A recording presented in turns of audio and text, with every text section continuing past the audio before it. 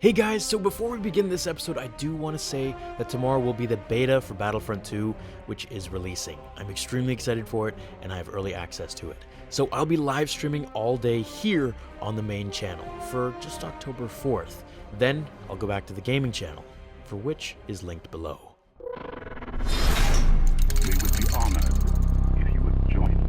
So there's something interesting that has been released a few days ago, and I've seen it floating around the internet. In last night's live stream on the gaming channel, I had a few of you ask me to cover the topic of this picture here and what it means. Now, what I'm going to include here is based on the leaked info that I've been given by my mysterious emailer over the last half a year or so.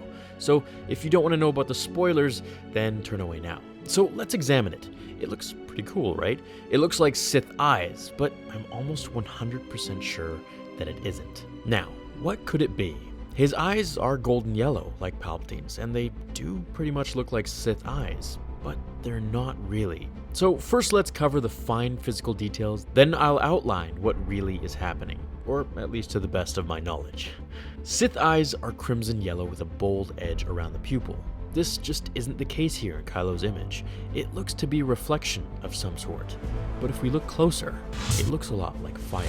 Now what I believe this is the reflection of the massive fire that he sets to Luke's Jedi Temple, which I also believe is on Ahch-To.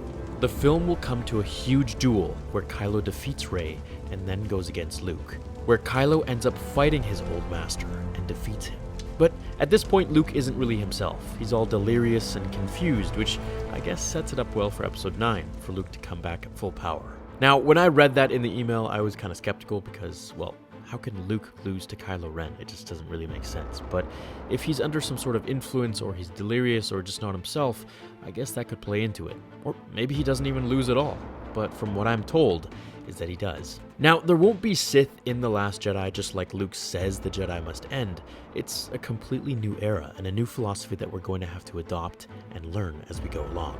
Snoke isn't a Sith. He's the equivalent of Ahsoka being a Grey Jedi, a user of the Force that isn't loyal to either side, but merely does what they want. In an interview with Rian Johnson, Kylo was deemed as an aspiring Sith. We can see that in the article, but I truly believe that's just something the article writer wrote for the sake of the article itself. It's not something Rian actually said. The Sith, they're long gone. The Jedi, they're long gone too.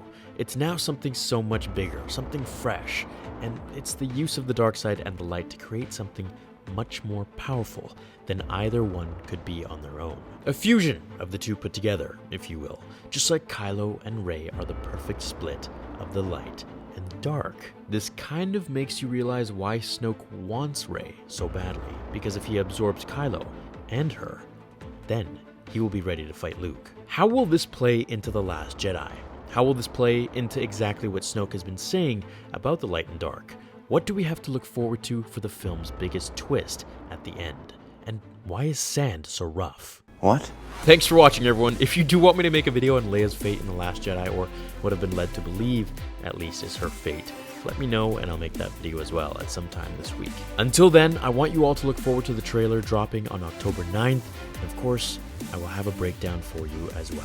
I'll see you all in tomorrow's video. The live stream will be very fun, and I can't wait to interact with all 650,000 of you, if you all join, that is.